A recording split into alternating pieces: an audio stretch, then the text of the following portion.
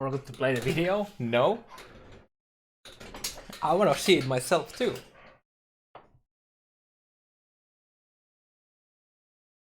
Alrighty, boys. For some reason, somehow, I haven't managed yet to watch the GDC. So I have here a good cup of coffee, and my food is getting ready. So yeah, let's go and check what this is all about. I'm Chris Wilson from Grinding Gear Games, and today I'm going to talk about how we design Path of Exile to be played forever. I'd like to thank Jonathan, my co-founder, for helping me extensively with this talk. Half of it is him. I'm just presenting it. I've been asked to make sure that everyone mutes their phones, so it's quiet. And thank you very much for staying to the last day of GDC to see this talk. Hopefully it's worthwhile. I'm going to talk very fast, so there's a lot to get through. It's like 90 plus slides in 45-ish minutes, so we'll see how that goes. Okay, so early on in Path of Exile's history, we discovered the truth here. Player versus player games, like League of Legends, are endlessly replayable. You can play against different opponents every time, different stuff happens, and they grow over time because of that. But a PvE game like Path of Exile is difficult because it has a clearly marked set of content, a single player story you can play through. And because of this, some players, when they play the story, they don't play the game anymore. And so it's very hard to get these PvE games to grow over time. And one could argue there aren't many good examples of PvE games that have grown. And World of Warcraft is, the type of game I'm talking about. They threw a ton of content at it for a long time, and they got some really good growth out of that. The tricky thing is, how do you do that on a shoestring budget when you're a few guys in New Zealand who haven't made a game before? So we found out the reality of this when we released Path of Exile back in 2013. You can see here we had respectable user numbers, 150 million player hours that year, and less in 2014, and less in 2015, and it just... Oh shit, I didn't know they had this many played hours back when I started. Like I started December 2012. Whew. And I did not realize that it actually went down.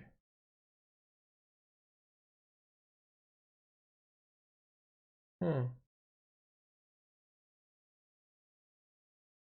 then a massive peak, dude. That's insane peak. just wasn't growing, right? People were treating it as a PvE game, and we were doing the best we could, and we couldn't keep the player numbers up.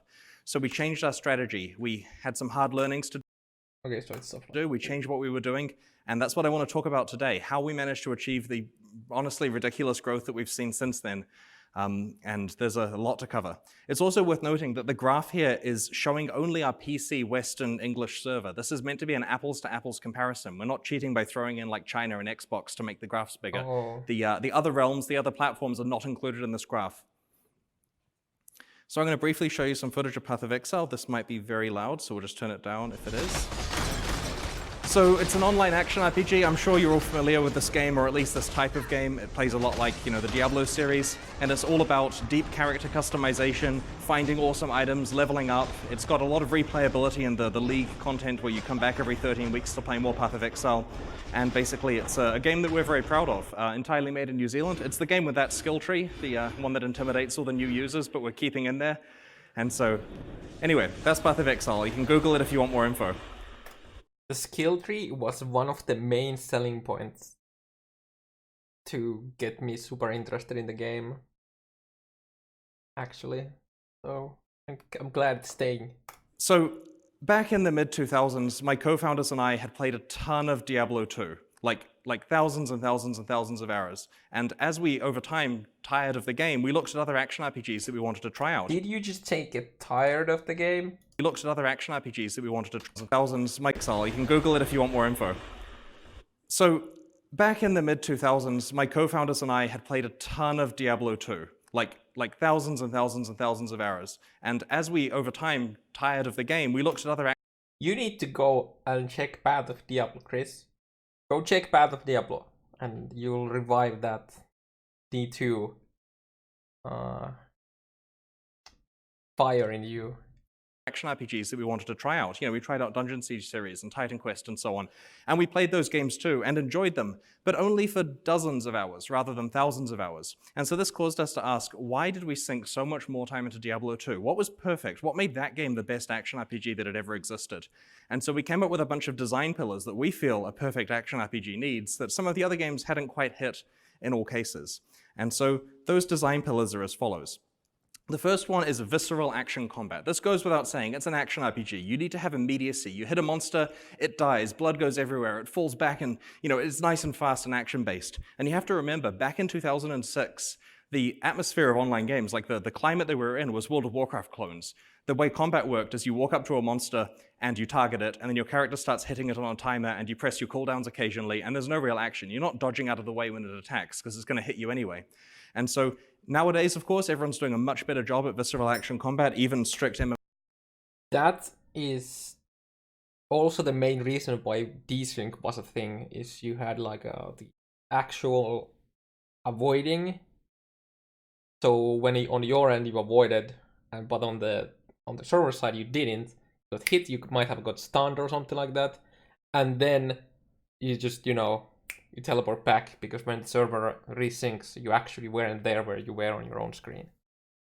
MMOs that come out have great combat in them. Games like Black Desert Online, for example, feel really good to play. So that's a pillar that everyone understands. There's no particular secret that you need action in an action RPG. Second, we have randomly generated levels. Now, this is secret sauce for sure. There were games like Titan Quest that came out where I played through it and said, this is amazing. This is the new game I'm going to play. Then I started my second playthrough and didn't get a quarter of the way through it because I played it before as far as I was concerned. And so random levels dramatically help people replay the game. And when you want a game to be played for 10 to 20... Random levels, you say? I might want to have a word with that claim. I mean, okay. Everything inside the what's the word for here? You have like this mold, and it has like this edges or whatever that don't really change. I'm sure they change, but there's like limited amount because they have to like actually manually do them. But then everything inside it changes, so that's definitely. But yeah, there's just the fact that every time you enter a zone, for most part, you don't immediately know where the exit is gonna be, right? So that's pretty nice. 20,000 hours over the life cycle of some of your longest users, it needs to have the randomness that enables them to play each individual tile set 200 or 300 or 400 hours worth of gameplay. And so I'll be talking a bunch more about random level generation later on in the talk. I understand that procedural generation got a bit of a bashing, in the last few years because some games have not used it particularly well, but used carefully with a lot of good theming, it can work really well. So next we have randomly generated items. Now I kind of wanted to just do an items talk, just focus on this one for an hour, and I think I could do a good job of that, but I'm gonna briefly say that if you get your random item system good, it makes your game replayable. And the reason why is because in these kind of games, your items are your progress, right? The character level number doesn't matter so much. No one really cares if you got to level 97 or 94. What they care about is the cool items you found out that you got on the way. And the other nice thing about randomly generated items is it's not just a linear progression where the player knows they've got 3 items left to go and then they're finished. We're dealing with ones where the stats are all over the place. Who knows what the next best item is, how far it can be pushed. And because of that, you get this cool diminishing returns so that players really appreciate the small upgrades they find because it's a 1% power increase for their character, but it makes them so much better than more of their friends. The next one is a secure online economy. Now, this is one of the things that sounds obvious. Clearly, games need a secure online economy. But if it's obvious, why does everyone screw it up so badly?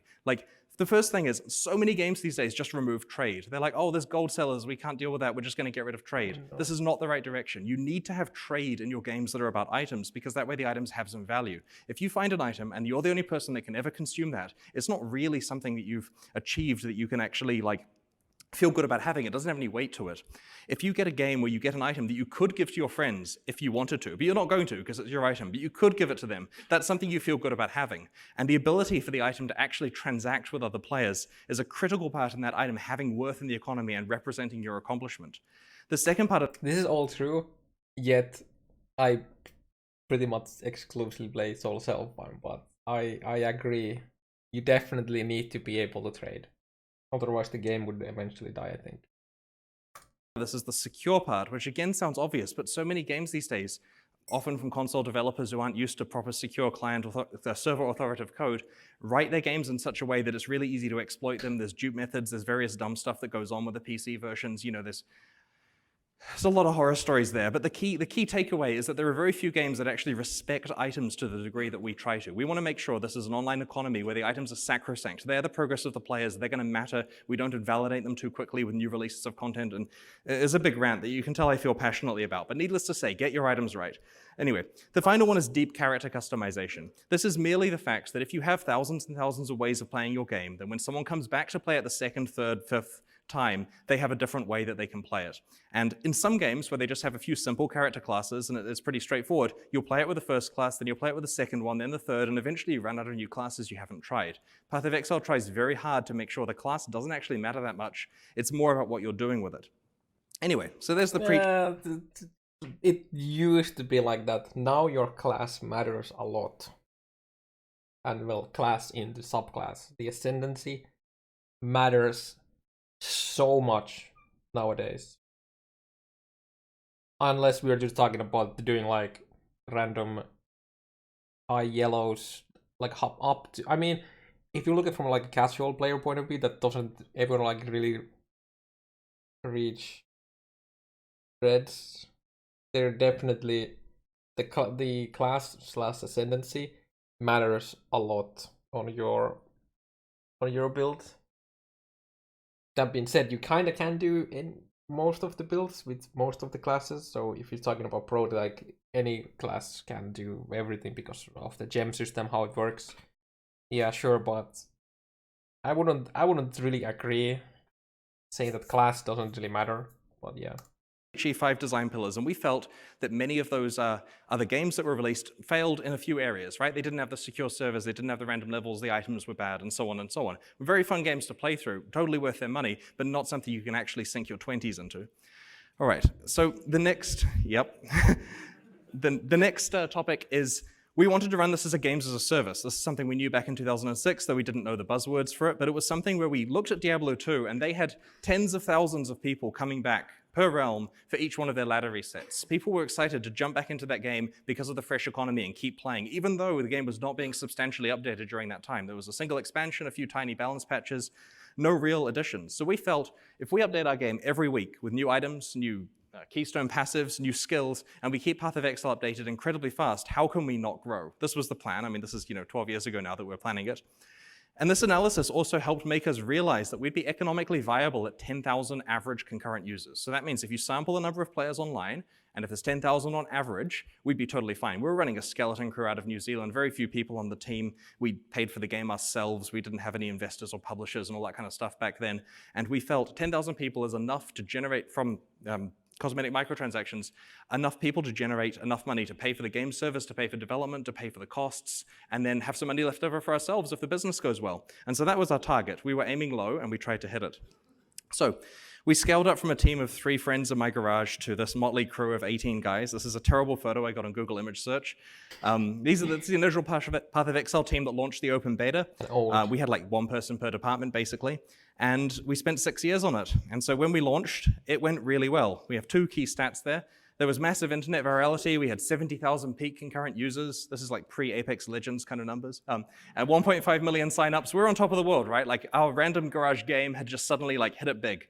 And so we were very keen to see what happened with the player numbers. So they declined. And it's not unexpected, right? Like, you release a game and everyone knows the numbers go down eventually. And so they declined from 70,000 concurrents to 10,000, which is great because we're happy with 10,000. That's where we want to be. So this is still good news. It was popular and had declined. Now, point out on the graph where the weekly patches were. Well, they were every week, all the way through there, and they made no difference. Like we never, and to this day, have never seen a rise in player numbers due to changing a small thing about the game. It's all about the big changes. Interesting. So we switched to doing 3 weekly updates because 1 week patches just completely paralyze your studio. You dream about the patch cycle every day, and it's bad. Anyway, so at this point, we'd declined from 70,000 to 10,000 users. The business is still going well. We're making some money for once, and things are looking great.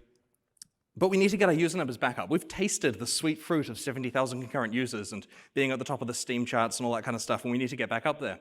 And so we figured, well, we know that economy resets are important. They were critically important in Diablo 2. So let's release some leagues. And the way leagues work in Path of Exile is that they are basically economy resets. In this case, it's the Anarchy and Onslaught League. The Anarchy one adds some rogue exiles to the game, which is some bad guys you get to find occasionally. And Onslaught made the players attack, so the monsters attack and move more quickly.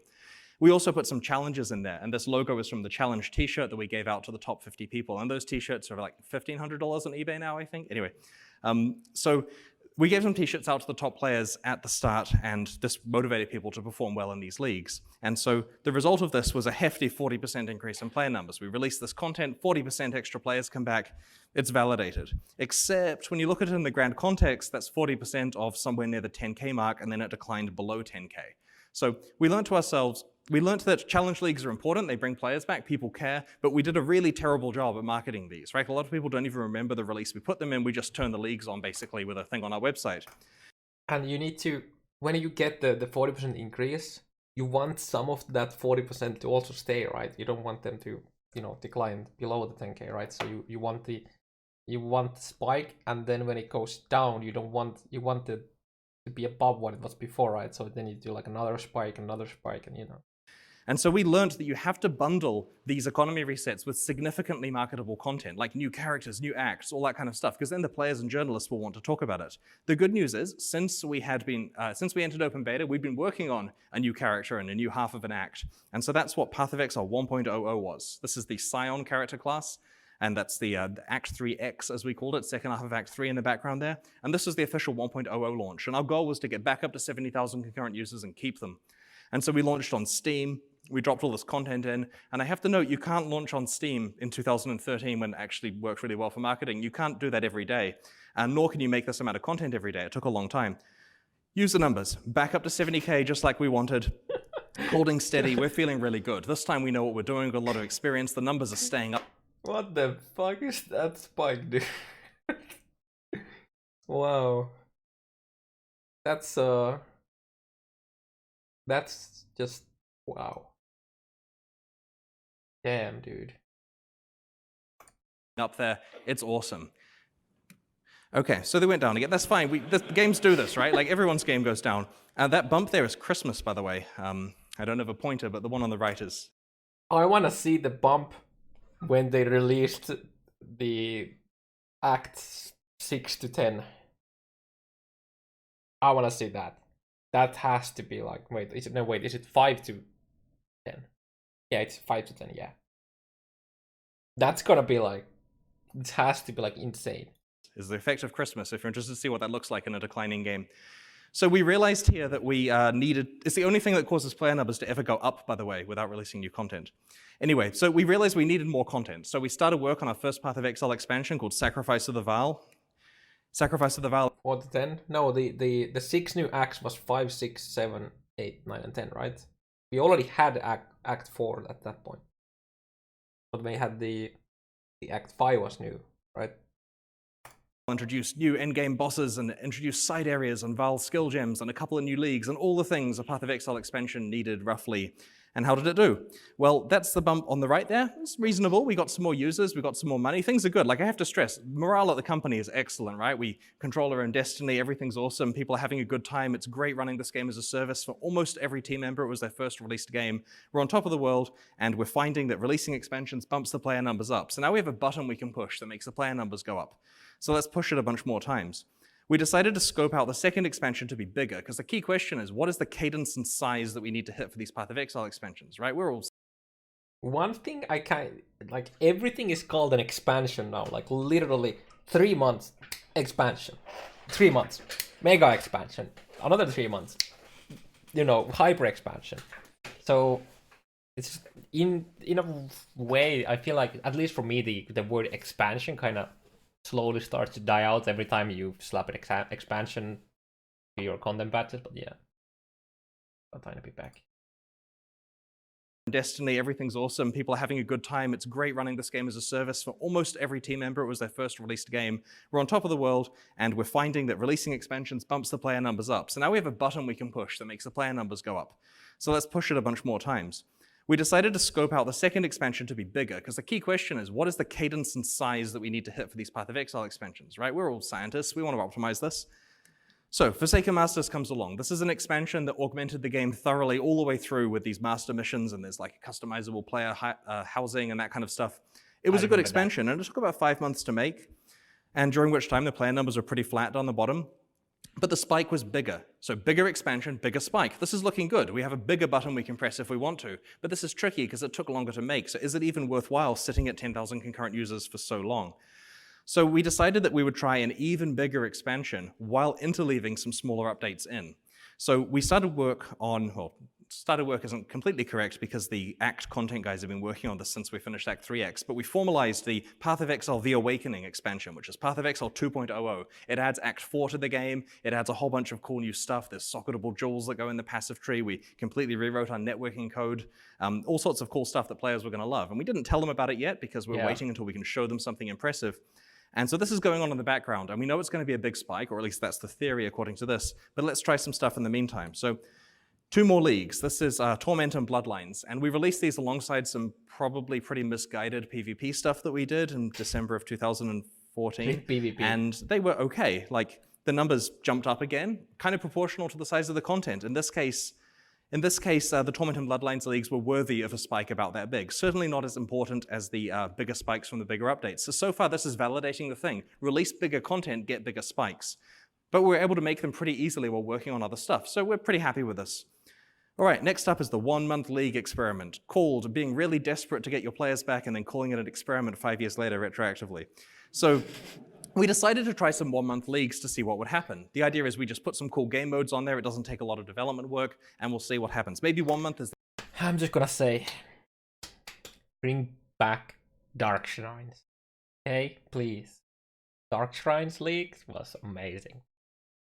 The ideal cadence for Path of Exile releases. So there's the 2 1-month leagues at the end there. It's hard to tell what the second one is. And this is because your players quickly get inoculated to this kind of stuff. 1 month is not enough time to play Path of Exile and enjoy all the stuff, especially for the slower players. There wasn't new content, there was no marketing. A lot of people here probably don't know we did them. The second one was Dark Shrine, by the way, a fan favorite with like 10 people. I mean, you can see it at the bump there. Anyway, so this was kind of a... Dude, I can't believe they are always decline. This is like the 10k line, right? It always comes back to around 10k. I wonder if it's the 6 to 10 act, sorry, from act 5 to 10 that like really bumped up the average. Because I guess that's because people don't want to repeat the same acts people like again and again and again, right? That's my guess, that when you got the release for the all the way to act 10, that's when it really went up. Failed experiment as far as we were concerned. It was keeping the players somewhat entertained, like the core audience was good, but you can see the graph there is trending downwards throughout 2014. This is the point where we're getting a little bit concerned. We're still over 10k, we're still making money and it's profitable, but it's not looking great. Like, this is the point where we have to question, do we just make another game instead? Like, what's going on? But we had The Awakening coming out. That was Path of Exile 2.00, so that was the saving grace. We wanted to see how that performed. So we finished The Awakening, got it released, and it had a big spike, exactly as we had expected because it was... Now that I think about it, I actually remember how... What's the... I guess, I don't want to say boring, but like how bland it became. Like the Awakening beta was so fucking long. Like, do you guys remember how long it was before, like from the start of Awakening to the actual launch? It was like 2 months or something like that. It was like crazy long time, right? Favorite with like 10 people. I mean, you can see it at the bump there. Anyway, so this was kind of a failed experiment as far as we were concerned. It was keeping the players somewhat entertained, like the core audience was good, but you can see the graph there is trending downwards throughout 2014. This is the point where we're getting a little bit concerned. We're still over 10k, we're still making money and it's profitable, but it's not looking great. Like, this is the point where we have to question, do we just make another game instead? Like, what's going on? But we had The Awakening coming out. That was Path of Exile 2.00, so that was the saving grace. We wanted to see how that performed. So we finished The Awakening, got it released, and it had a big spike, exactly as we had expected because it was a lot of content. So this is like, everything on this graph says that the more work you do, the better the results are, which is great. That's a good moral to live by. So and the problem was this just wasn't sustainable for us. We had this awful situation where we'd work really hard to release some stuff. The player numbers would spike up briefly, then they're back down to the borderline unprofitable mark, and we have to make more content, and we just get to press the button really infrequently. We wanted to change the whole paradigm. So let's look at what we've learned so far.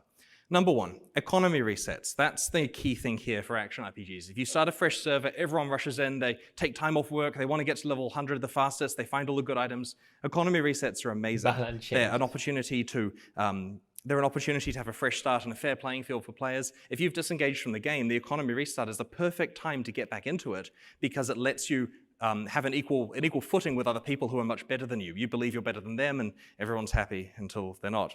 So economy resets were great. The next note was about small content patches. They never helped us in any way actually increase player numbers. Now, don't get me wrong, releasing content is always good for the game, right? At the beginning, when we're doing 1 weekly updates and adding new items and skills, that's vitally important to have the game actually have some content for people to play, but it never moved the numbers up. And the reason why is there are two benefits to content. The first one is it makes your game better, and the second one is marketing. And you want marketing when you're doing this kind of thing and trying to get your graphs higher. And so it's very important if you batch your content together, you get both the marketing and making the game better. So it's got to be above a threshold of people wanting to talk about it.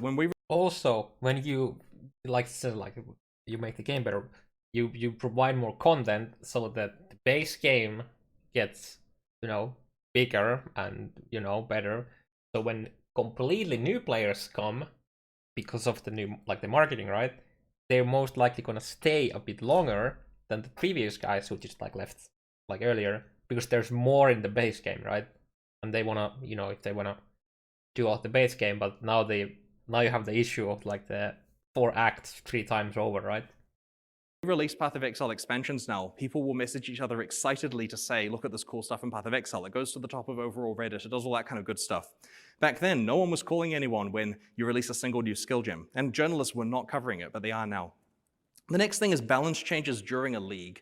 If you decide you want to fix something, to make the game better, then the people who are doing that thing will be angry. And if you make something more powerful because it was too low, the people not doing that thing are angry because they missed out on choosing that character build. And so basically making any kind of mid-season tweaks is just a very negative experience for a lot of players who care about fairness. And so we learned to push these balance changes to between the leagues, because that's the point when players are choosing what character to play. They can see what's been reduced and what's been improved and choose to play based on that. The final story is one that I did not realize myself. I wish I was smart enough to think of this, but this actually came from Kriparian, the awesome streamer who played a lot of Path of Exile at the time. And so Kriparian and I were chatting on Skype, as I like to say that we did occasionally. And he said to me, you know what, Chris, I've got a lesson for you that really helped me with my streaming. He said, every day I will wake up and I'll stream at a reliable time. I'm there right at that moment. And I'm going to stream until a predictable time. And then I'm going to work on my highlights video and I'm going to post that at a predictable time. And then I'm back tomorrow doing exactly the same thing. And I'm going to try not to take days off. I'm just going to stream at these times. That's probably something I should consider doing as well. Being predictable. And have a schedule. That might be something I should maybe learn from Krip and Chris here. And the reason he explained was because that way, when someone comes home from work and they're wanting to watch Kriparian, if that's the time of day that he's streaming, then they'll be able to watch him. And if they want to watch a video before they go to bed or whatever the timing is, it will be there. And the day that it's not there is the day they look on the internet and say, what will entertain me? What else is there in the world? And they'll find some other thing, maybe another... Or be as this and literally just stream fucking 18 hours a day for 5 months in a row, you're always there, no need for schedule, just always there. Streamer, maybe a TV show, and now that's the thing they're doing for entertainment. And he felt that his numbers dropped significantly if he deviated from his very rigid schedule. Now, he's a powerhouse of streaming, right? He's amazing. And he recommended that we do a similar schedule with Path of Exile, because he said, look at your graph of what you've actually done in 2014. I made this graph, not him, but it was all over the place, right? We've got medium leagues at 20 weeks, big ones at 16. They arbitrarily get small and close together. No Path of Exile player is going to think anything other than, is that game dying? What's going on with them getting smaller, and what's with the timing? No one can predict anything. And so he strongly suggested we have a rigid schedule, because that way it's more convenient for him, because then he knows when to stream it, but it's also convenient for everyone else. And so we tried this out. So this was our new schedule, the new era of leagues, as it's called. And so they're every 13 weeks. So this means... Let me go back to the schedule thing. The thing is, if I were to go on a schedule, that would mean that I would stream a lot less, because of reasons, like real life, for example. So if I were to do that, it would be most likely EU evenings, and it would be less hours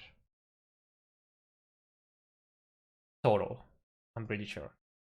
as it's called. And so they're every 13 weeks. So this means exactly 4 of them fit into because otherwise I wouldn't be able to hit the schedule properly.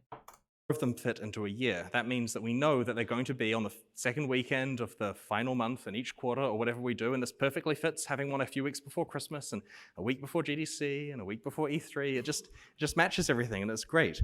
So we started doing this, and wait, I haven't gone MII for more than a week in a long time now. I don't think I was during the when I was helping my brother with his house, but I did mention that to people beforehand. Also, let me quickly go check my food. Okay, I'm gonna be a bit on a mute because of eating. But yeah, let's continue. Of them fit into a year. That means that we know that they're going to be on the second weekend of the final month in each quarter or whatever we do, and this perfectly fits having one a few weeks before Christmas and a week before GDC and a week before E3. It just matches everything, and it's great. So we started doing this, and we were initially doing some pipelining. We work on a small one while working on a bigger one in the background, and then in the second part of the cycle, we release the big one and then repeat this. And that enabled us to experiment with scope and so on, because at this point, we still weren't 100% sure how large these had to be to have the correct effect. We were pretty sure 13 weeks, which is roughly 3 months, was the right amount of time. So that was the new schedule.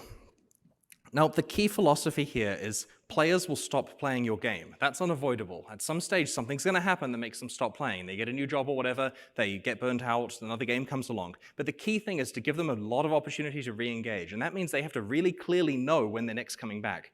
It is inexcusable for a player to be able to leave your game without knowing the date that they are returning to it, as far as we're concerned with this. And so that's why we want to make sure that users quit with a plan to come back, because before we clearly signaled when the next release was, players would get horribly burnt out, and then they would just never play again. Whereas now, they can quit before they get burnt out. They can say, you know what, I've finished this league, I've seen this stuff, I'll just come back for the next one. And that's amazing for us, because then the users are fresh, they get chances to play their AAA games or Fortnite or whatever they do, and it works really well. Also, we monetize very heavily towards the start of our leagues. That's where we introduce new cosmetic microtransactions and supporter packs and so on. So it honestly doesn't matter a lot if we lose users right at the end, because they'll come back and monetize again at the beginning of the next league. So let's have a look at some results. So this tiny little bump at the bottom is the same size as roughly Forsaken Masters was, I've rescaled this because it's foreshadowing. Anyway, so this was Talisman, right? Talisman was a great league, it was a decent size. If we could release Talisman every 3 months, I'd be pretty happy. And so Talisman went well, and that was one of the small ones in our cycle. All right, so the next one was the Ascendancy/Parandus update. This was a bigger one because, as you saw, we're going small, big, small, big. So far there's no unexpected results, right? Small, big, all good. Next one is a small one again because it was Prophecy, which wasn't as big. But you'll notice it was actually a little bit bigger than Talisman. So this is how we rationalize. The numbers went down, but in a good way, right? Because they're bigger than the previous small one. And then sure enough, we released our next big one. Nothing surprising. This is Atlas of Worlds and Essence League. And at this point, we decided we hated pipelining because we're getting Atlas of World.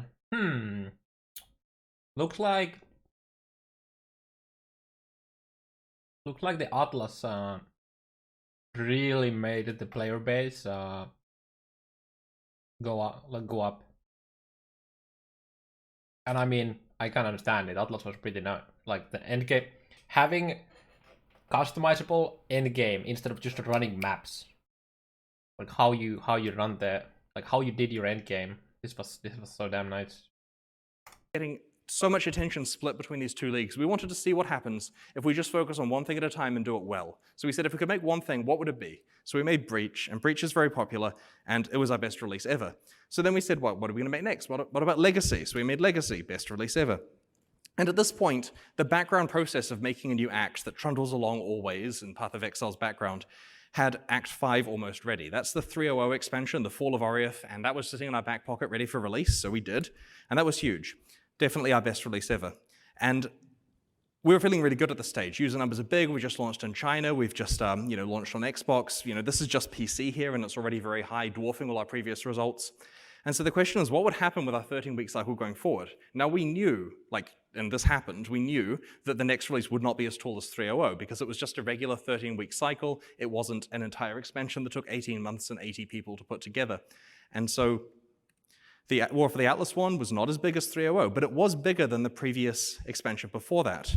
And then Bestiary, and then Incursion, and it just keeps climbing. The 13-week cycle is working really well. Then we released Delve, which was great, and actually down a little bit, which we're not blaming on Delve because it's probably a lack of retention during Incursion or something like that. And we were a little bit disappointed it was down. Like, this is the point where you're questioning, is this parabola finally like hit the top? But Betrayal was really, really, really big. And so when you look at it in the context of all of the Path of Exile history, you can see that we were clearly declining. There's no argument about that for the first few years, and then really clearly climbing.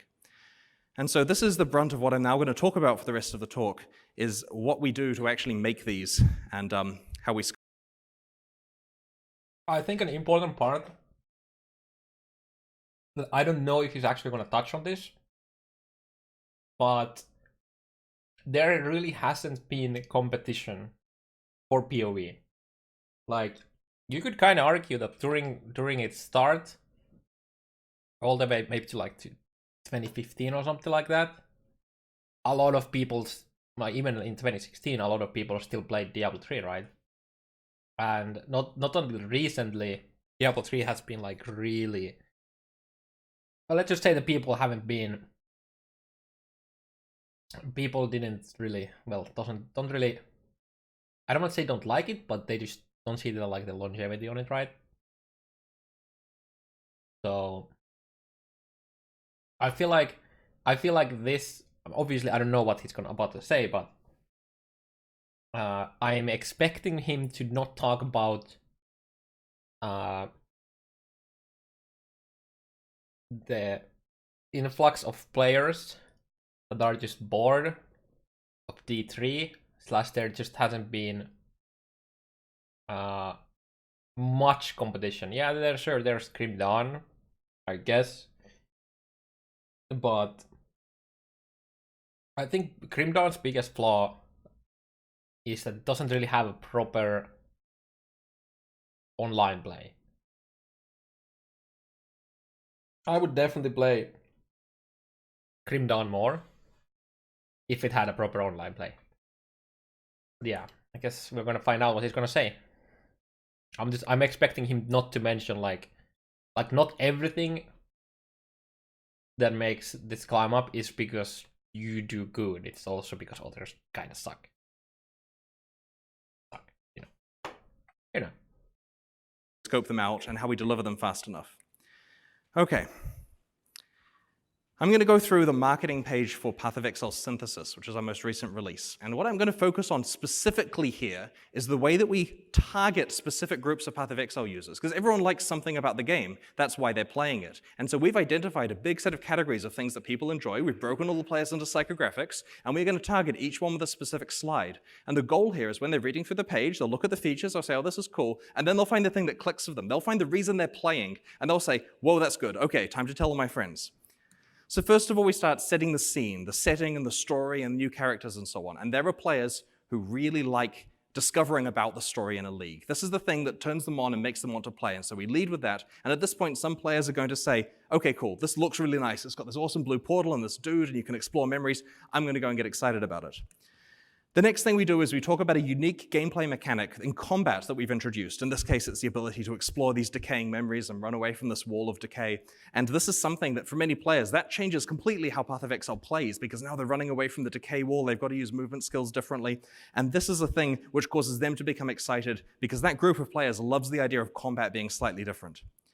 The next group of players don't necessarily care about the story. They don't necessarily care about combat. They care about long-term meta progression within a league, the concept of building something up over time. And so we often implement kind of meta mechanics in Path of Exile, which are like games unto themselves. And this really appeals to types of players who want a meta layer on top of the regular gameplay. And so, for example, in Synthesis, you could get these kind of puzzle pieces that you connect together a bit like Carcassonne and explore the memory map with that. And this is entirely a meta mechanic. It doesn't have any impact on the actual moment-to-moment gameplay of the game. This just dictates how you access the advanced content in the league. And that really appeals to groups of players who want to make sure they're doing a different meta thing with each league. Next, we have what I call endgame aspirational content. So these are like final boss fights. They're really hard to get to. You've got to do a lot of meta progression to get there. They're very difficult encounters. They've got good rewards. You have to learn the strategy of the fight. They're big multi-stage ones, and they take a lot of development time to make. And they're only accessed by maybe 10% of our players. The top players who can get through to the end of the game get a chance to see this content. And you may ask yourself, why are you guys spending like 20% of your development effort on something that affects 10% of players? And the reason why is there are groups of players in there who want to know that there is content that only they can get to, stuff that's actually hard, and they're an exclusive club for being able to do it. And so those players will work incredibly hard to identify the content, work out how to get there, rush there as quickly as possible, build characters custom made for it, do time runs, try to do it in hardcore, try to do it without getting hit, all of these things, and then repeat it over and over to get all the good items. And so we found that it's incredibly useful to have this endgame content, even if not everyone gets a chance to experience it themselves, because there's a good strong overlap between streamers and these top 10% of players, because streamers are generally the better players in the game, and so they can consume this content on stream, and everyone else can watch and think, oh, I wish I was that good, I wish I could get characters that strong and be able to play the top Path of Exile content. And so we try to appeal to that group there, which has a lot of overlap with the rest of the player base from an aspirational point of view. Next, we talk about league rewards. Everyone That, I feel like him saying that is gonna bite them in the ass. At some point. As true as it is, I feel like that's gonna bite them in the ass. Him saying that they are actually making content, quote unquote, for streamers. He doesn't mean actually only streamers, he's talking about the people who just sink an enormous amount of hours to the game in general, obviously. But him mentioning streamers, I feel like might, you know, bite them in the ass in the future.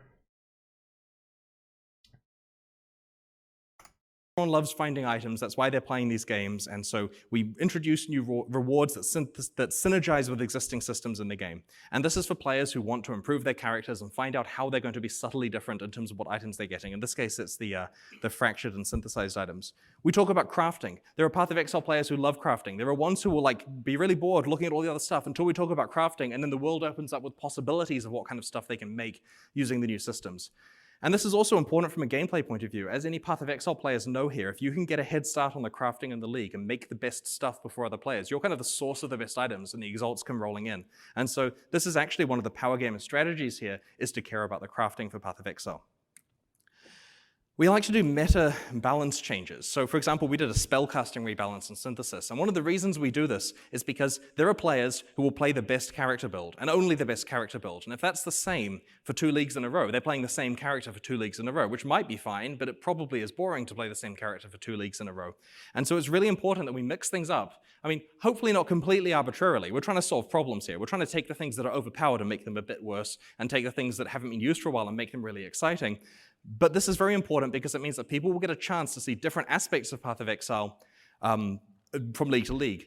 Now, an important thing here is it doesn't require developing new content. We're literally just rebalancing and so on. And that means we get to leverage all of Path of Exile's hundreds of existing skills and systems when creating, and kind of make pseudo content by bumping it up to be top tier. Having said that, it's very important that we actually do introduce new skills in order to appeal to players who are keen to play a new powerful character and want to make sure they're doing something snazzy that hasn't been released before. And so we shine a spotlight on various new skills and archetypes of players so that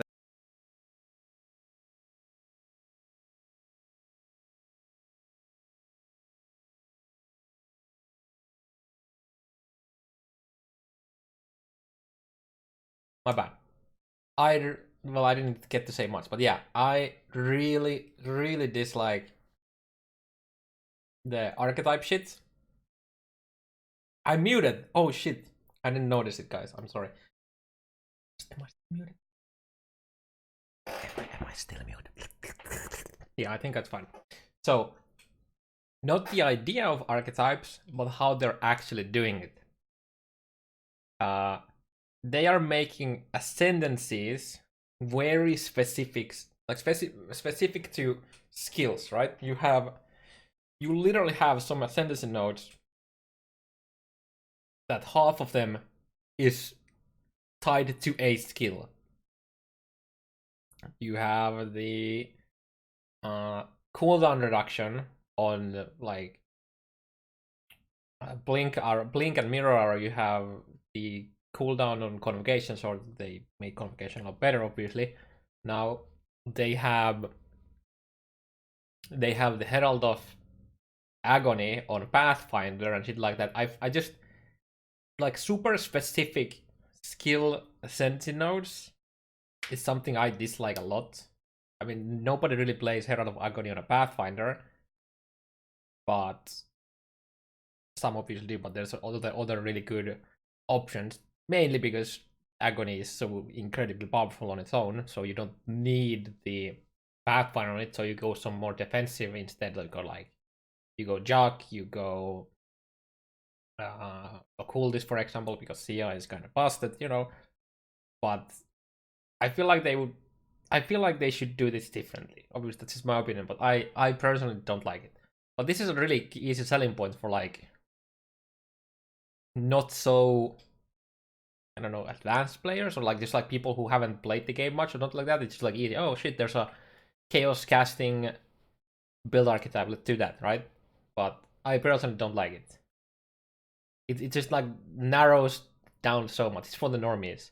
I mean, I guess if you want to be bland, yeah. So the players who enjoy playing what's new and hot get a chance to clearly see what it is on the marketing page. Finally, I know I've talked about item rewards, but the items we're talking about here are subtly different, and you can tell this game's got a lot of items in it. And this is referring to the items that regular monsters in the game can drop. Just the idea of playing normal Path of Exile content, and many people wanting to know that regular monsters drop more interesting stuff than before. There's new divination cards, there's new unique items, there's new mods available. This is really important, because for some people, they kind of ignore the League. We put a bunch of effort in, they just want to play Path of Exile, and they kind of ignore it. And it's fine, we just have to make sure that those people understand there is more regular Path of Exile for you as well. Now, there's plenty more sections in our marketing materials, obviously. We try to sell them some stuff as well, but that's completely irrelevant for this talk. Here's the checklist of all the things that for Path of Exile we find are important to push to the players. And so that's basically the scope of what one of these updates is. Now, if you've been involved in game production, you may ask, that's an awful lot of work to do in 13 weeks. How do we do that? And so the remainder of the talk, which we have about 20 minutes, the remainder of the talk is about how we achieve this in a 13-week cycle. So I'm going to give you a bunch of advice. Some of it is going to be a bit weird, but bear with me. Okay, so let's start with the easy stuff. Fast prototyping. Obviously, you should do fast prototyping, right? Why do I even have this slide? Because it's actually really hard and we fail at it all the time. Like the fast prototype for synthesis came in really late. I was initially going to say how late, but that's really embarrassing. So let's just... There's also, did he mention the failure thing? But oof. Let's just say that synthesis, when it rolled in, was not very great. So yeah, I think that I'm expecting him to not mention, but that is testing. Because they don't really have much time to test stuff. And I feel that is the reason why synthesis was what it was at the beginning. Say it was late.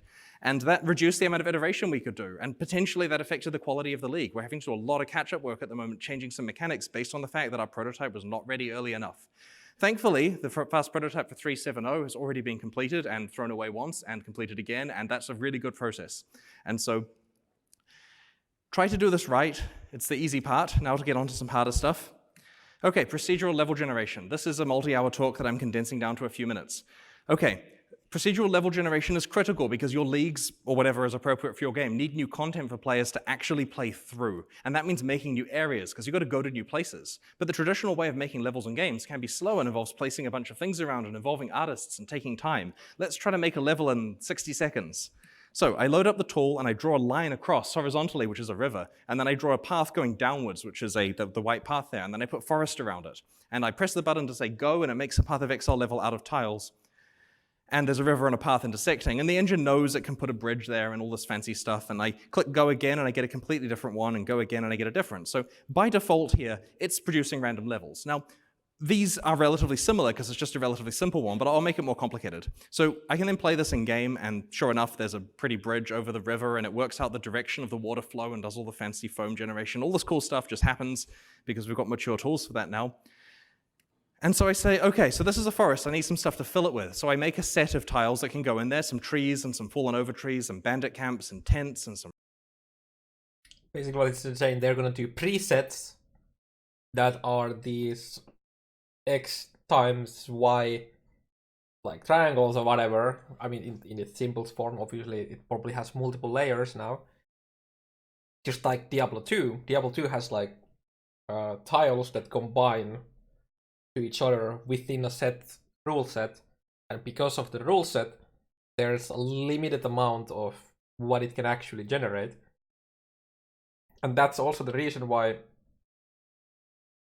most likely why PoE also has a set amount of layouts. Like every single zone in PoE has a set amount of layouts, and within that, like the layout as in the edges are always basically the same with like very minimal changes, and then everything in it is just like, you know, to some extent random, right? You know, it's like slapping those preset tile combination into the mix, right? Some rocks, and it puts them throughout the level, and then I generate again and get a different set of stuff, and again and get a different one, and the player story is subtly different each time. The crossing is in a different place, the bandit camp is in a different place, if it's even there at all, and you have to bear in mind that this was like literally just a cross in the editor, like the simplest possible graph that took seconds to do. So here's a real level from Path of Exile. This is the river crossings that's to the left of Act 2 town. And the way that this all works is instead of doing levels like this, where you just make one and hope it's random enough, you make like 20 different variations. You have 2 rivers, you have 5 rivers, you have no rivers. You have it so that there's multiple roads or a fork in the road. You have all of these crazy things. And then when the game is generating the level, it picks which topology to use first, and then it does the random generation within it. And so you've got 2 levels of randomness there. And so this is an example topology from the river crossings. And here's some examples of what it can make. So there are many ways across the rivers. There's paths, there's broken paths, there's little stones, there are fallen logs and so on. You've got various boss encounters in here. You've got different exits going off into different levels, waterfalls, that kind of stuff. Here's a completely different variation of it that's generated. In this case, there's like a different user story as they play through and get different bosses and so on. This one here has like an island in the middle with a big, like thick copse of trees there. And so this area feels different every time you play and did not take the artists very long to do. For synthesis, we said, oh, we need like 50 or 60 of these areas made that the players can play through. And what they did is they made like they have the diamond or whatever, where you have the potential exit locations or whatever, and then they're just using existing tile sets and then slap that in. Boom, done, easy. And we kind of need them right now, like today preferably, because we have to actually like use them to put the monsters in and playtest. And so they took minutes to make each one. I think it was like 20 minutes, but the point is they did it pretty fast. And that's something we can do because of a procedural level generation tool suite that we've made. And I should note, all of Path of Exile's tools and engine are entirely custom. Not something I necessarily recommend, but it's great when you've got it. Okay, so I'm now going to show you why the level generation is good in another way. It understands about your league mechanics. So this is Abyss. This is where when you're playing through the area, there's a crack that you can follow and monsters come out of it. And so when we're generating the level, the generator can place the Abyss cracks throughout the level in an interesting way, aware of the context of where players can go. So that's an outdoors one. This is an indoors one. It will follow the paths and go through the doorways and along the little narrow walkways and all that kind of stuff, because it understands about the walkability, because it just generated this maze for you. And so because of this, Abyss is a fun mechanic. It's different every time you play it because of the level that it's present in. It's a completely different story. And this kind of leads on to the next topic. And this is a topic about multiple overlapping axes of randomness. Now, to give an example, imagine you're a Path of Exile designer. Your job is to make encounters, like fights. So you're sitting at your desk, and I come over and say, we need lots of these. We have an encounter that needs a ton of variety because we expect the players to play it like 500 times. And you say, wait, wow, I can't make 500 variations of this. So you try, and you have 10 encounter types to start with. You've got the one where the monsters drop down from the ceiling. You've got the one where they crawl up the walls. You've got the one where they teleport in. You've got the one where they're in a big sphere that breaks open. You do as many encounters as you can do, and you hit about 10. And then I say, look, 10 isn't enough. I said 500 retries of this. So you make another 10, and now they're getting diminishing returns, and it's really hard to think of them. So that's the point where we add another axis. In this case, it's like, okay, well, all of that was with spiders. Let's make zombie versions. So you make it so it can spawn zombies, and then bats, and so on and so on. So that's another axis. And then we're like, okay, random bosses. Randomly, some of these are going to be bosses. So sure enough, the fight's no different because you get lucky or unlucky with how many bosses there are. Then we're going to add some random mods to the fight, and so on and so on. So each axis increases it, and it gets to the point where you've done 5 times the work, but got 10,000 times the amount of randomness out, versus just making 50 encounters, and then it gets boring once they've played all 50, which is the Prophecy League. Okay, so I'm going to show... Oh shit, that fucking showed a prophecy. That's so true though, now that I think about it, it's literally just like 50 properties and that's it. Or whatever amount they had. Actually pretty good. Show you a video of Breach, which is an example of a league with lots of these axes. So you tag this spooky hand, and it opens up a breach, which is kind of like a parallel dimension where you fight these monsters, and if you kill them fast enough, the radius keeps increasing, and it gets harder and harder to keep it open until it collapses. Now, there are good and bad things that can occur. This is a great breach because it's outdoors, and so you got a big circle, you can kill a lot of monsters. This is an indoors one where you got super unlucky and it's up against the side of the level. And that's a bad breach because now it's harder to fight all the monsters. And that's okay because I'll look forward to the next good one. But there's way more axes. The monster density can vary. The issue with this is it feels like it's forcing you to play certain types of content, like maps, like layouts, especially during Breach League, because you didn't want that shit breach, right? You only did breach like areas where the breach could actually be good. So while you're doing that, you're limiting the players. Well, you're kind of forcing them to actually only do certain amount of the content that you're created because of this, right? And when you compare this to Abyss, right? Abyss is always basically the same. Obviously, sure, you're gonna have a slightly longer crack. Sometimes you go around the world 5 times with the crack. Feels some maps bad, man. But like the amount of monsters on average is always like the same, right? But with Breach, that's like a massive issue. I feel like is the massive inconsistency, right? So what he's saying is kind of a good thing. I think is actually a bad thing.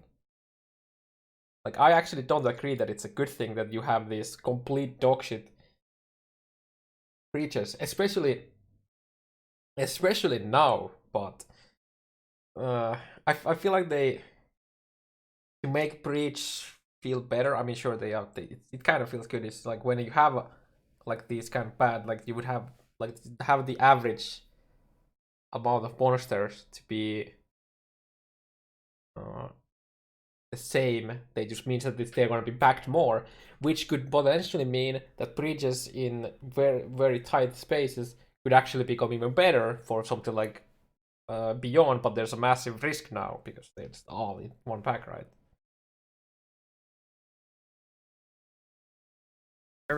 You can get these like special chests that spawn very rarely within it, so you're lucky. Like there's some chests up here that are like clasped hands that you can tag. There are different varieties of flavor of breach. You want to get the chaos ones rather than the fire ones potentially because they've got better meta progression associated. You can find breach lord bosses that maybe you do or don't want to spawn depending on how hard they are. And so there's so many things that can happen inside a breach. You're always left feeling that the next one is going to be better because you've never seen a perfect one on all axes. All right, so let's talk about asset reuse. This is another obvious thing. If you're making a game like this as a games as a service model where you want to make content really quickly, then it's important to reuse your assets where you can. It would be criminal to make entirely new assets. The artists would be really, really, really put to a lot of work. So let's have a look at how we've done that in Path of Exile. These are the same area. On the right, we have like Calm's lava cave, and on the left, we have a plateau area. Now, what we did is we removed the lava and changed the environment lighting so it looks different, but the tiles are the same. I think many of the textures are the same as well. That was really fast to do.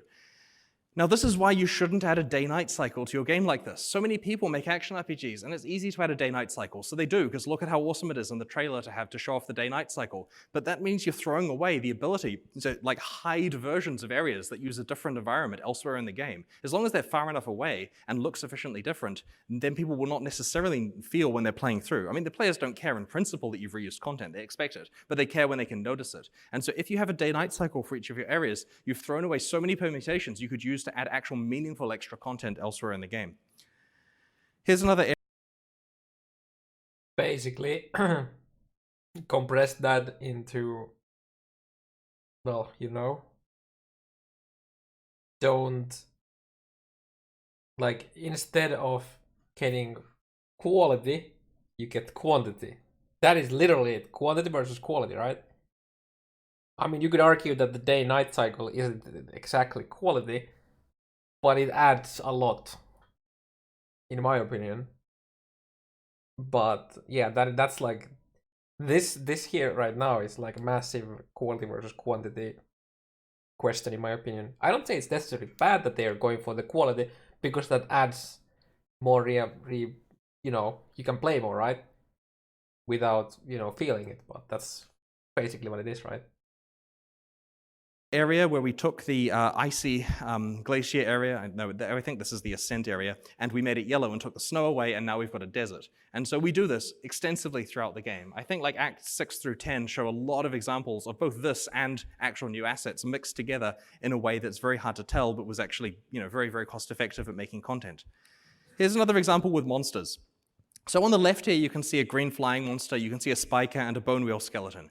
And at the top, you can see a random portal frame made of metal. Now, we had a sudden and urgent need for a pile of synthesis monsters that looked cool. So we said, that metal stuff looks cool, let's take that, and let's put it on the rigs of the monsters on the left.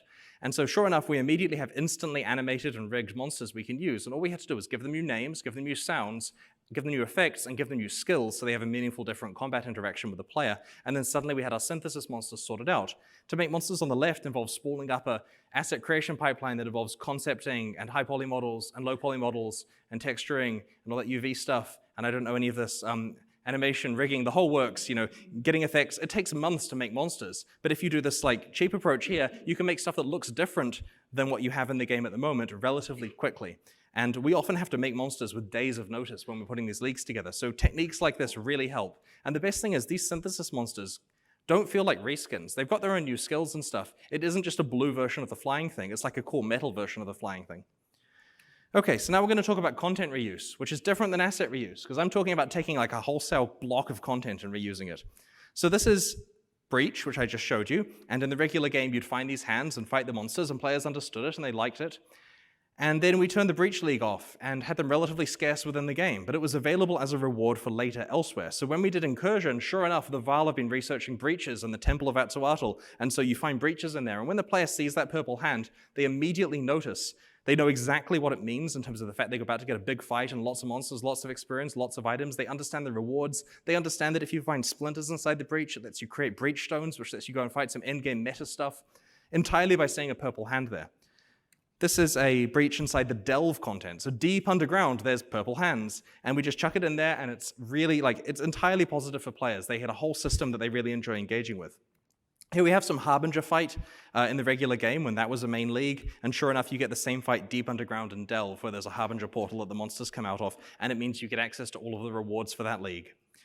This gentleman here is called Kadiro. He gives you bro deals for awesome items. He's like a traveling salesman, and we used him in the Perandus League, and then very little since then. But when we're designing Betrayal's rewards, of course one of the 200 or 300 outcomes has to be Kadiro's in a cage, and he's very happy to do a deal with you. And this is cute, because of course, like, why is he in a cage in this area? But it was something the players really liked, because now when they want access to the Kadiro content, they know they can go and find him in this outcome, and all of that stuff is available. So we found that wholesale content reuse has been incredibly useful at both bolstering the rewards in the game, but also making sure that players immediately say, oh, I know this, it's going to be great. Okay, so now's the time for us to talk about some more controversial lessons. This is the point where I get labeled crazy. All right, so this is the quality curve. This is relatively obvious. You have your work versus quality thing, and this has an asymptote. That means that you can never get to 100% quality. It's going to take infinitely long in terms of work because people want more and more and more fixes, but you can get pretty close. The question is, how far along the curve do you go? And when you're left with 13 weeks, you can't apply the when it's done philosophy, and you have to pick somewhere. So for example here, for 50% of the effort, you get 90% of the quality. Now, I'm not saying to release games that are only 90% quality, but the way you do it is by putting the quality in the right places. Polish the things that matter, and don't care about the stuff that doesn't matter. Now, this means that you have to make some very difficult... The thing that you don't care about here, this here is PvP and racing. Baby hands. decisions about what things to pay attention to, and therefore the best skill for a developer to have on your team is the ability to know what actually matters. Relatively few people on the Path of Exile team are able to actually gauge that as accurately as we would like. And so it's very important that we do focus everyone's efforts on the things that really, really pay benefits for the actual content we're releasing. And this is also why we hire our player base to be in the QA team and dev team, because Path of Exile players will understand what's important because they've played through it a whole bunch and know how they interact with it.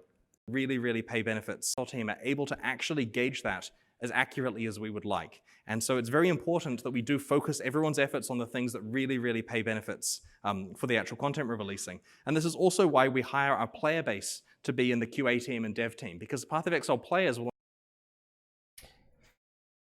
By that he means we release the leak, we let the player base, you know, quality assurance it, and then we change it / polish it 1 week, 2-3 weeks into the league.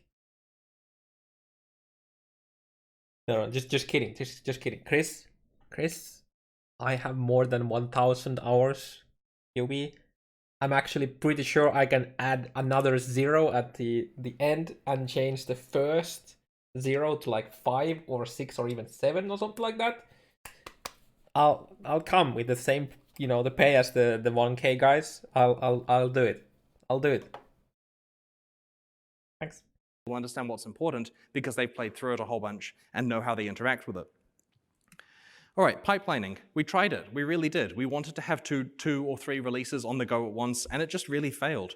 And we found several problems with this. The first one was that when we're focusing on too many releases at once, we always had an excuse to go and look at the other one when things got hard. If you assign a developer, do all this stuff for release A, and then maybe do the stuff for release B later, they'll work on A like they're meant to until they get stuck. And instead of then solving the hard problem, they would often say, oh, well, there's some easy stuff I can do on B, so I'll just work on that for a few hours instead to clear my mind. And that's great, but then A is completely stalled. And when you have precious few weeks in order to get this stuff done, you really can't handle those stalls.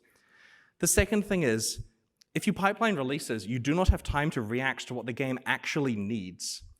By the time it's apparent that the game needs a new end game, you're like 3/4 of the way through making a new beginning to it or something like that, because Reddit will suddenly decide there is a thing that needs fixing. And if you have the ability to say, yes, sir, and get that done in 13 weeks, that's not even good enough some of the time for them. But having to spend like, oh, wait, we've got the next 2 expansions almost finished, kind of, we'll do this one next year, is just not going to work. The game is on fire until that thing is fixed. It's also important not to stall content for later. We get into a situation where we're like, we finished all the skills we said we were going to make, and we've got 2 extra ones that got out of prototyping, and they're kind of finished. Do we wait? Do we leave them for the next expansion so we have less to do? No, put them in the game now. The game needs to be in its best form now, all the time, because you don't get second chances. As much growth as possible every league, otherwise you'll start to decline. People express concern about creativity here. They say, look, Chris. That's what he said there. Everything now is very worrying, because that comes again to the quality versus quantity, which we have clearly seen in the past in the game. I mean, Del, right? Not Del, Synthesis, right? I mean, you could also say that it's not the quality, it's just like they just had a bad design maybe, and it wasn't like necessarily just the quality of it wasn't good, but yeah, I don't know. I mean, obviously it's working that they're just bringing content like that, but we are actually in a situation in POE right now when I can't believe I'm actually about to say this, but there might be too much content / side content that you're just like you're doing this one thing, and then suddenly you're something is pulling you here, the other direction, and then other way you're getting there and there and there, and just like you're just like stretched into like 15 different places. Well, okay, not quite 15, but you get the idea. So I really hope that they do something about that and allow us to customize on where we're getting stretched, as in allow us to make it so that some masters spawn more often than the others, maybe, or something like that. I don't know. You've got this plan for like another 10 years of Path of Exile with 4 releases per year. That's 40 more leagues. I can think of 2 good ones. Where are we going to get 40 from? And I always refer them back to Magic the Gathering. They have released new sets, 4 per year or whatever, for so many decades now, like 26 years in or something, hundreds of these things, and there's always new ideas. It's amazing the fact they can go back to the well and find really cool, compelling stuff. And so whenever I hear that we're not going to come up with another 10 or 20 or 30 of these, I go, they did 100, and I'm certain we'll be able to. The well will refill. Now, if you're a project manager, you're probably asking how we can make all of this stuff in 13 weeks, because it's not just we start work and then 13 weeks later we release it. Consider how the schedule actually works in reality. So we release the content, and now there's problems with it, right? Right now, there's a bit of a fire where we're fixing some stuff with synthesis that the community didn't like. That's cool, we'll have that fixed early next week, but this has taken the first 2 weeks of the schedule to do so. So there's some time spent doing live ops work on the existing release you've done. Then you've got to prototype the new stuff, right? Ideally, that's a bit pipelined in there, but still it takes time. It's gonna be another week before we really know for sure what 3.7.0 is. So that's 3 weeks gone, 10 weeks left. And coming from the other end, we like to announce our content 3 weeks before the end. We put our page up, we get the players hyped, they have time to tell their friends, there's a countdown, it makes sense for people to book time off work. So that's 3 weeks gone there. We then have to actually do a press tour where we show all the journalist stuff. It's very important to actually do real marketing and PR. So we spend 2 weeks showing all the people stuff and preparing the marketing page. But in order to do this, we have to actually have content ready to show them, like a trailer and slides and this kind of stuff. And that takes a week. So now we've got this like 4 or 5 week window in the middle to actually make all of the stuff. And that's difficult. And that's where the next counterintuitive advice comes in. This is how you get your art so quickly. Create content you have no plan for. We have themed assets that we commission because we know one day we're keen to use them. And this here screams Harbies. I really feel like when they did Harbinger, they did a bunch more, but then they were like, we don't actually need all of this, and then they just cut it in half or something like that, or I don't know, they cut like 30% out of it, so that if there ever is need, like he's talking about now, they can just add that in. I actually think they had far more stuff for for the Harbinger, but they just decided to not include all of it. Because of this. That's what I think. But yeah, I guess we're gonna find out at some point. A great example of this is with the Betrayal League. We decided we're going to make this very complicated evil organization with 19 members who all have backstories and they all look different and they feel different from any Path of Exile characters we've had so far. But where are we going to get 19 fully modeled, rigged, voice-acted, fleshed-out characters like that in 3 or 4 weeks? And the answer was we go to our giant store of content that we just have because we made it, and we pick a bunch of characters. We're like, this is a microtransaction armor set. We were going to sell it, but if I put it on a bandit and sell it in 2 years, this is a new character. And so we found, we have just a catalog of Path of Exile stuff that the team have made because they can slot it into the art pipeline, which is going to have a place in the world one day, and we just pick some things for the league. And I'll give you another example. So this is not a real example. We are never going to do a Path of Exile expansion related to dragons, because we don't want there to be dragons in our world. However, if we decided one day there are dragons though. There's one in Delve, the really fucking annoying mini dragon that everyone thought it's gonna be an actual cool fight. It's just, it spawns, you face it, it goes up, it spends 15 seconds flying past you a couple times, spamming some, throwing some random ass engine on the ground. It comes down and it dies immediately. And then, well, now obviously we have the Game of Thrones dragon. No spoilers. There's a dragon in Game of Thrones. So yeah, obviously it's just MTX, right? So it's not in the game, but you get it. It's still, there is a dragon in your world now. 2. Say that dragons were okay, we'd say to the team, hey guys, make some dragons and tell me in a year when they're finished. And then there'll be dragons sitting there in the library of stuff. And when we're looking at league ideas, we're like, could we do dragons this time? Sure, how would that work? And when we hit the prototyping, the dragons are ready to go. And so we have so much stuff being made for the future. We have bits and pieces for expansions next year where we don't know what that expansion is, but we have an idea of a theme that we would like to do. And maybe it's finished early. Maybe we can use that this year. Maybe we can take a few of those assets for this current league potentially. And it's just so good to have that giant library of stuff. Okay, so in conclusion, we initially released Path of Exile, kind of failed at getting any growth, then we turned things around with this aggressive 13-week schedule, and I've talked a lot about how we actually manage that and various takeaways that are a bit counterintuitive to regular industry advice. There's one last thing I'd like to end on. So, people quit Path of Exile while they're playing the league and come back in the next one, but what's fascinating is that the graph of people quitting accessing the community is a lot less steep. So the yellow line there is people quitting the game. It goes from 100% down to 20% by the end, because there really isn't much point in playing in the last week, because the new thing's coming out a few days later and you're about to essentially have your progress reset. But people still use the website at no less than 50% of peak. And these are players who are still engaged in reading the patch notes, telling us we did it wrong, looking at all of the changes, and buying stuff. People who are not playing the game will come back and buy microtransactions and supporter packs because they're available for when they next want to play. And this is amazing, because this is actually what we care about, is keeping the community engaged. And that community is never going below 50% during the quiet periods. What's also interesting is the size of the community right at the end there, in terms of people accessing the website, is a perfect predictor for server numbers for the next league. So far, for 3 years in a row, we've been able to predict server capacity for each launch because of just looking at the website activity and using some ratios. And that's worked really well. So anyway, the vindication we have with this whole plan is the fact that year after year we've managed to both grow our player numbers but also get to the point where people never really leave Path of Exile. They're still playing it, even if they say, I'm done with this league, I'll see you guys in a few months. We know they're coming back, and they reliably do. They reliably keep spending and having a good time, and this is the motivation we need to keep releasing quality content. All right, so slight plug. We're hiring.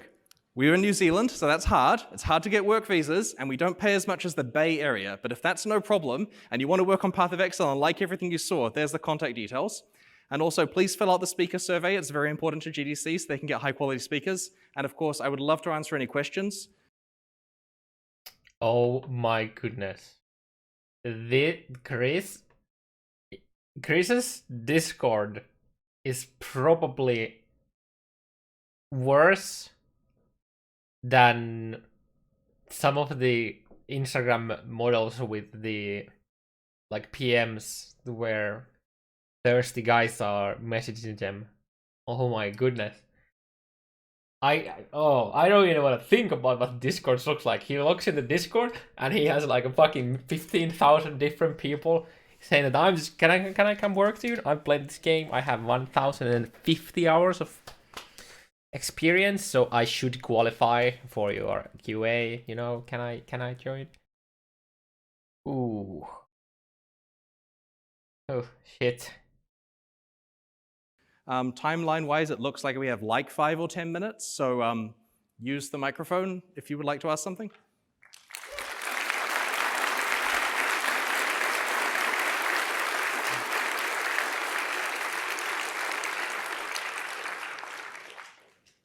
So first, I just want to say thanks for making the game. I've been playing since open beta, and every league since is just incredible and kind of inspired me to enter this industry. But my question is that you talk about reusing content and Path of Exile now. There's so many options in endgame, right? It used to be just grinding maps, but now we have lots of these meta systems that we can engage in.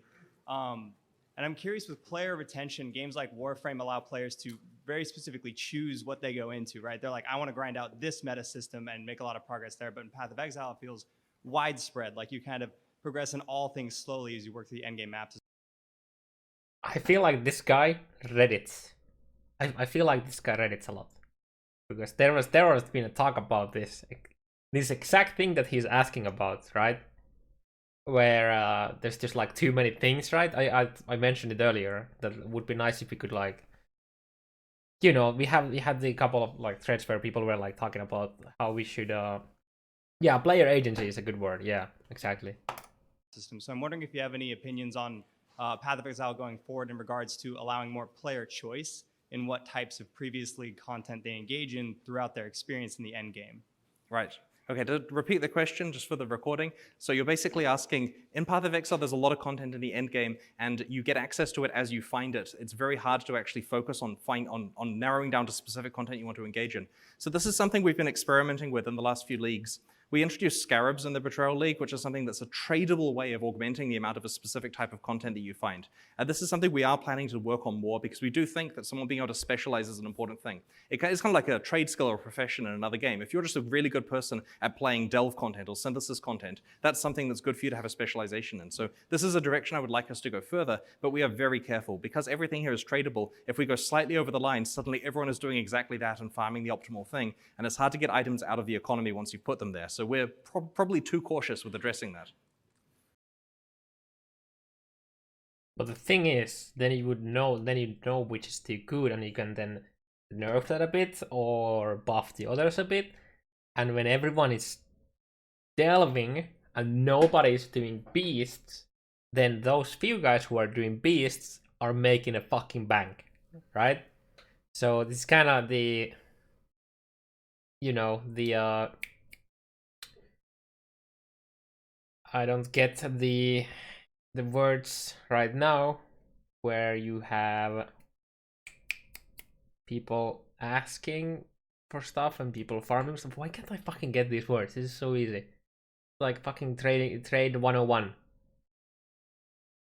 Why am I not getting the words out of my mouth right now? Chat, help me. Supply and demand. Oh my goodness, I feel so bad about that. I'm gonna edit this out, okay? It's not gonna be on the YouTube version. Yeah. Yeah. And then you could actually balance things around it. I feel like giving people choice would be so much better than being super afraid. Yeah. I don't know.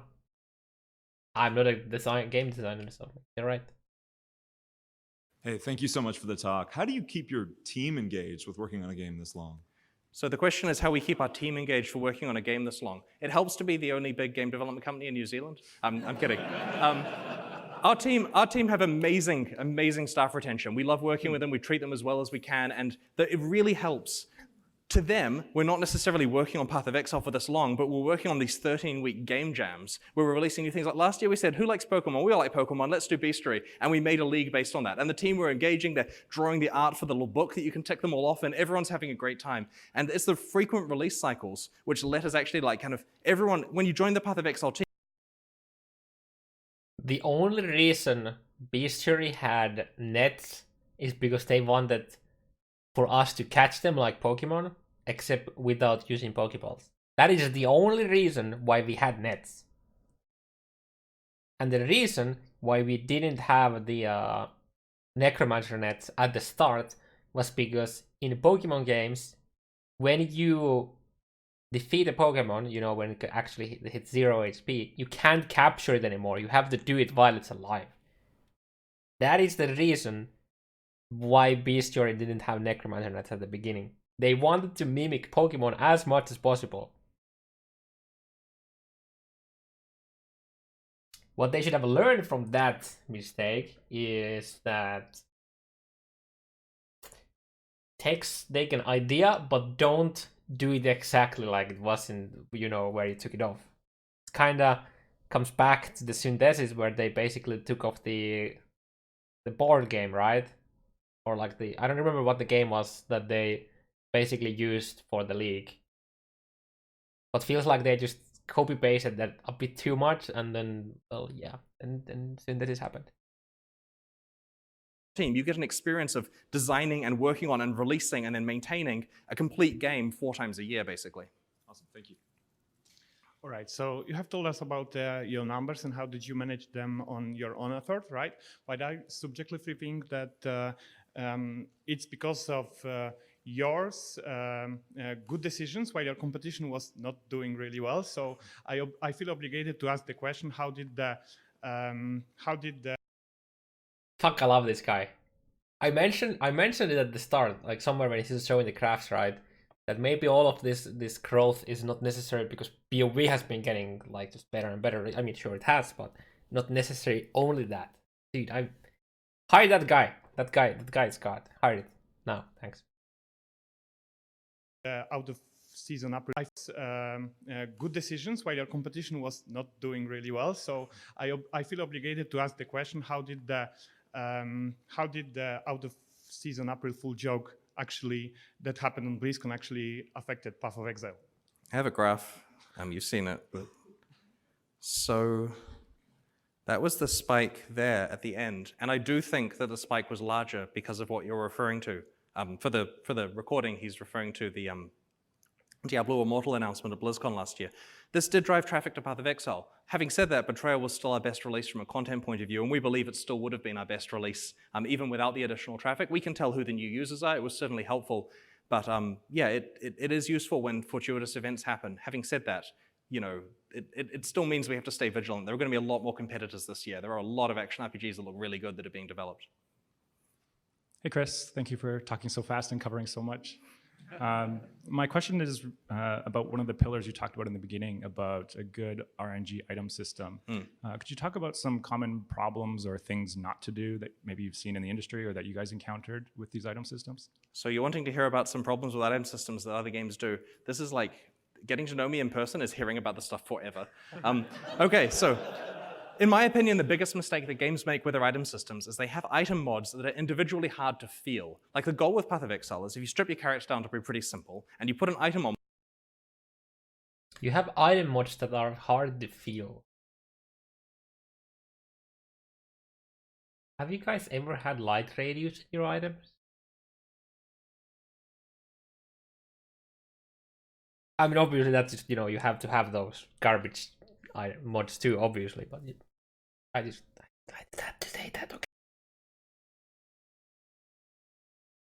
Without looking at the mods. You should be able to play and say what the mods do based on how the game feels. Now, this isn't something we always meet. Obviously, there's 11,000 stats in the game, so it's hard to meet it with all of them. But the core thing is we want them to individually be impactful. There's none of this like, +1 strength, what does that even mean? We make sure the amount of strength is actually meaningfully increasing your life, meaningfully making at least 5% boost to damage so you can feel the difference. That's one example there. Another example of what people do with their item systems is they'll come up with a basically set of sequential items where you can get this one, then you get this one, then you get this one. And this is setting up a content train that players, when they get the top item, they're then saying, well, what is there to find now? And you as a developer have to go and add more items on the end. In Path of Exile, we go, yeah, there's random mods. You'll get a top 10% item, you get a top 8%, maybe a top 5%. But we believe that there are not, like, the best items that were possible in 2013 have not necessarily been found yet in any reasonable numbers, just because of the harsh diminishing returns. So to some extent, the initial levels and mods that we set up 6 years ago are still working, and we haven't had to go and pile on additional higher mods in Path of Exile, at least not to any large degree. Hello, and thank you for the talk. The light radius thing doesn't make any sense because there is literally one league where you need that just because you want to craft something. That doesn't make that mod actually good on items. Okay? Those are completely two different things. And the reason they did that is probably because they wanted to see the world burn when people vendor those items because they didn't know that you need the light radius to craft that item, right? But light radius as a mod is not good. I actually wish they made a unique that would do something with light radius. I would actually like to see a build that actually stacks light radius in every slot where it can, just for something. Like, we have the sword that gets damage from evasion, right? I don't remember the name of the sword. We have something like Hova that gets damage from int. I wish there was some kind of interaction for light radius. It doesn't necessarily have to be, Dream Feather, yeah, true. That's the evasion to damage. But like something, it doesn't have to be OP or anything like that, but just something that would scale off with light radius would be kind of cool. Because why not? So you guys mentioned that your motivation for making this game was traditional boxed games like Diablo 2 and so on. There, the monetization model is, well, you like the game, you buy it, and you enjoy it. But for you guys, it was not that sort of model. It was mostly external visual updates and so on. Moreover, point of innovation, I believe, was your support packs. Could you tell us a little bit about how you derived that business model? That's a great question. So the question was, given that the other action RPGs were premium paid games, why did we go free to play, have cosmetic microtransactions and supporter packs? It was our plan to go free to play before that was a thing. We wanted to be the first free game. It sounds silly, but that was 2006. We'd seen MapleStory, they were making a lot of money in Korea, and we thought we'd revolutionize the Western gaming market. Now I try not to say this because it's dumb, because then if you spend 7 years making the game, everyone's free to play by the time you release. In fact, when we did release, free to play was a bad phrase. Like you say free to play, they assume bad monetization. We lost users by saying we were free. We tried very hard to make it seem you've got to pay for it. Anyway, so the ethical cosmetic microtransactions thing was because when we initially scoped the game out, that was the only thing that made sense. We didn't realize that selling power was even a possible strategy, right? So we scoped this out because it's a selling cosmetic microtransactions thing was because when we initially scoped the game out, that was the only thing that made sense. We didn't realize that selling power was even a possible strategy, right? So we scoped this out because it's a Have you never heard of real money trading? I must be missing something, because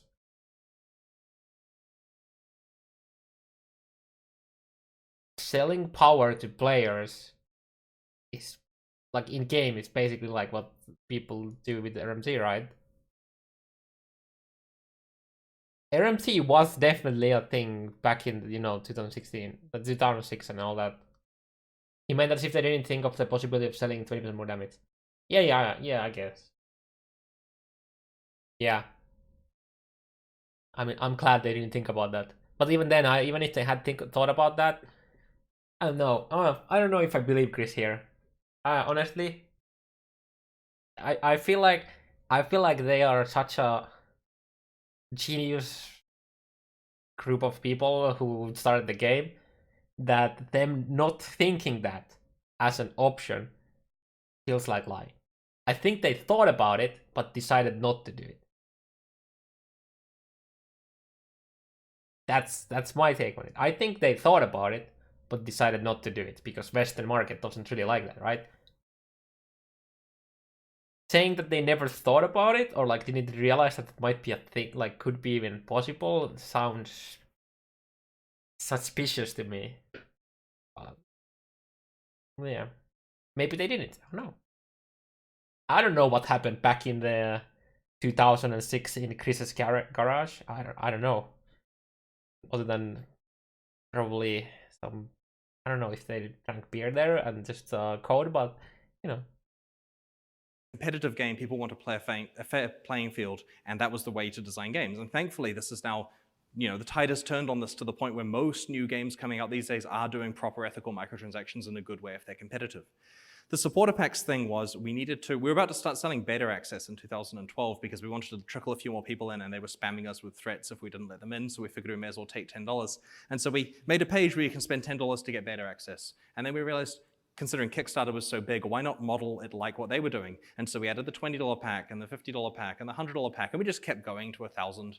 And then that sold a lot of copies and gave us a lot of obligations that we had to then fulfill for many years.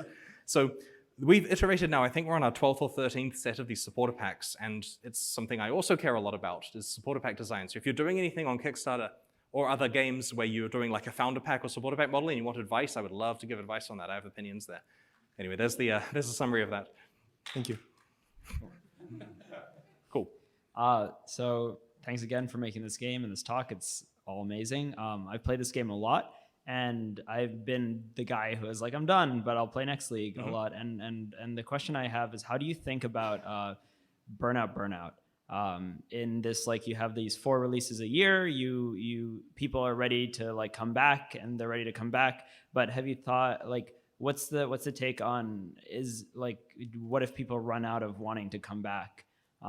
Like, how do you deal with the like over time people getting bored of restarting over again, even though it's something new, it's the same new thing? Yeah.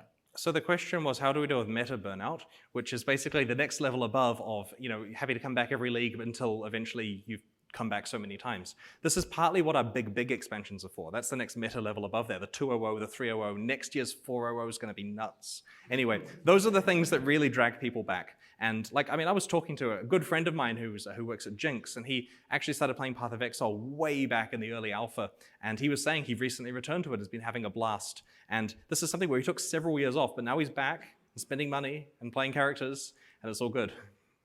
Cool, thanks. Thanks. Hi, great talk. You mentioned that you generate content in the background so that it's just ready for use and expansion because that's the only way to do it. What about tools engineering and things like that? How do you handle that? The tools you were saying? Yeah.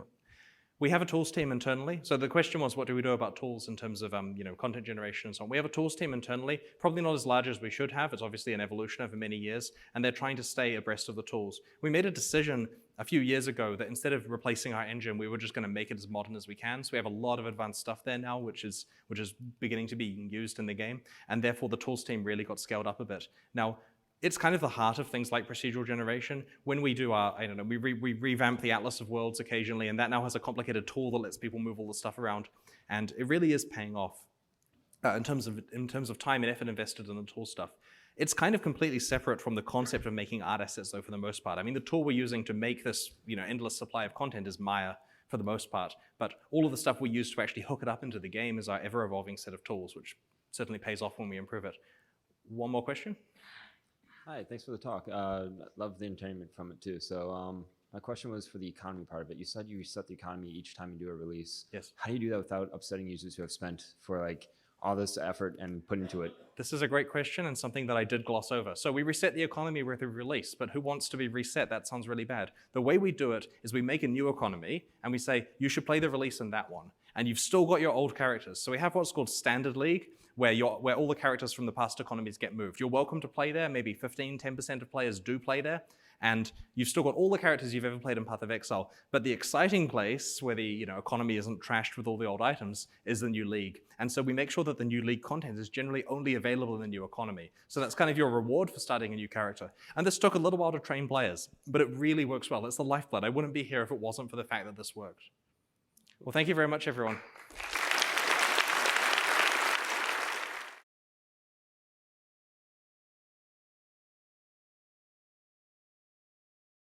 That was a very exciting talk. I enjoyed that. I always enjoy seeing Chris talk. Yeah, that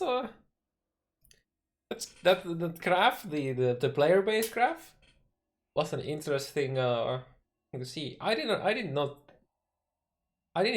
know that, or like ever think about that they actually, whenever they had a release, they had a massive spike and then it would decline back to what it was before. It's very interesting. I thought that they always had like a small growth between, like you had the 10k, then you had a spike, and then you went to like, I don't know, 10.5, then spike and go back to like 11k or something like that. But damn, that was very, very exciting. Fucking hype for the 4.0 now, even though we don't even have 3.7 yet. Yeah, that was really good.